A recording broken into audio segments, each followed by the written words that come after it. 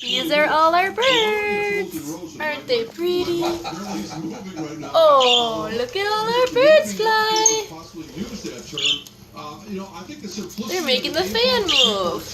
Woohoo! It's easier to play in the cold than it is to play in like wet conditions like last time he's throwing the football. Teddy Bridgewater, the Viking quarterback, does wear gloves. Russell Wilson, the excellent quarterback for Seattle, does not. There's still one in the cage, though. The pretty white one. Here? She's a pretty white bird. When the receivers catch the ball, I mean, there's no way around it.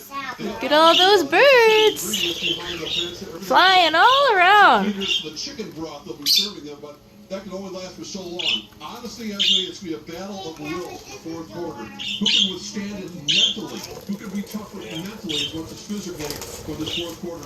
Making plenty of outdoor home playoff game since 1976. And I drove past U.S. Bank Stadium on the way out here, and I thought, it'd be nice to be in there today.